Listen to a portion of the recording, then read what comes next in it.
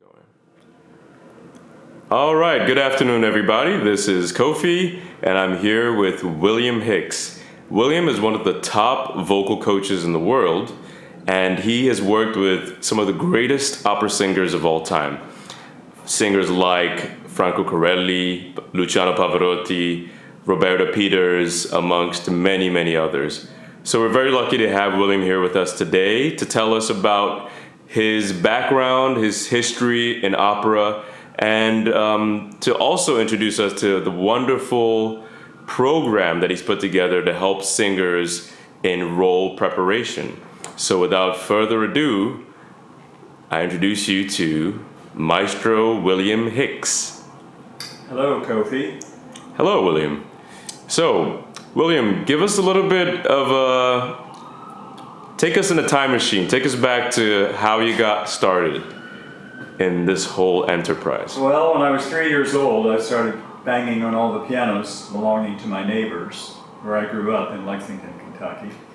And I also started listening every Saturday afternoon to the Metropolitan Opera broadcasts that I just happened to accidentally come upon one Saturday. And I had an aunt who was living with us at the time, and she couldn't stand opera, and she'd come home and she'd find me in front of the radio in the living room listening to opera, and she'd come over and turn it off. She'd say, "I work hard all day and I don't want to come home and listen to that yelling." And I would throw such a tantrum that the only way they could mollify me was to turn the radio back on. So the next Christmas, I was given my own radio so I could retire to my room and listen to opera to my heart's content. And finally the neighbors got up a delegation and paid a visit to my family and said, "Do you know your kid plays the piano by ear really well? And you really should buy him a piano." I think their secret agenda was, please keep him from coming to our house playing the piano all day long. But anyway, I did get a piano, and then they couldn't get me away from the piano or the radio. Awesome, wow. So as soon as you heard opera, it was love at first note, first hearing. Awesome. Yeah. Do you remember what that first piece was? Oh no, I couldn't tell you what the operas were, I was too young. Oh, okay. But I do remember loving the music of Chopin, the piano music of Chopin above all others at that age. And he's still one of your favorite composers, Oh yes, right? absolutely. Awesome. And I still play solo piano music from time to time. In fact, I just recently gave a recital with a singer who had me play half the program as a soloist. And that was fun to revisit some of those pieces that I love so much. That's wonderful. Thank you for that introduction. So from there, you then made the bold move from Lexington, Kentucky to New York City. Tell us about that. Well, in those days, 18 was the legal age in my state, and the minute I turned 18, I came to New York. Because when I was young, the first thing that you would hear on the radio broadcasts was live from New York City, the Metropolitan Opera. So I made up my mind very early on to, the minute I could, to get to New York. And that's what I did when I turned 18. Awesome.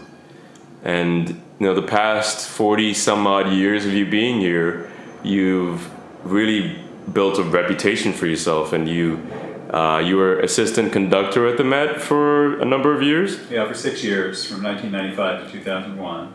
Awesome. And prior to that, I was working with Luciano Pavarotti on a regular basis for 5 years. And before that, I had been in the Santa Fe Opera.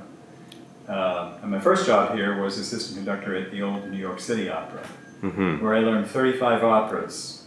Wow. In a 2-year span, under the leadership of Maestro Julius Rudel. I learned so much from him, and I just loved being in New York. And I know when people would ask me when I was little, "What are you going to do when you grow up?" I would say, "I'm going to New York and work at the Metropolitan Opera." And that actually did happen. That's amazing. And so during those years, I guess you put together what you saw as some of the most necessary steps and most necessary parts of the process of learning an opera, or an operatic role rather, that made singers much more effective and deliberate in their preparation. So tell us a little bit about how you came about putting that together. Well, I played a lot of auditions for singers in the first years of being in New York, and I noticed over time that there was always some vital step, generally, missing from a singer who was auditioning, whether it be rhythm or understanding of the text or a dramatic intention or a musical phrase or whatever. There was some part of the preparation that had been left out or unattended. And so gradually through the years I developed a program which eventually has morphed into what I call my 12-step program of preparation for singers. And no, it's not about Alcoholics Anonymous. It's 12 steps in sequence that if you practice in sequence repetitively, you won't leave anything out in your preparation of a role for a concert or an operatic appearance. And I actually taught that as a course in Long Island City for 2 years, and was able to hone it and refine it to see what worked and what didn't work. And now it's in the form of 12 steps on a double-sided sheet of paper that I give to each person who coaches with me as a roadmap. Mm-hmm. That's wonderful. So I guess you're going to be telling us a little bit about this program, and we will go through the steps one by one. So stay tuned for the 12 steps of William Hicks role preparation class.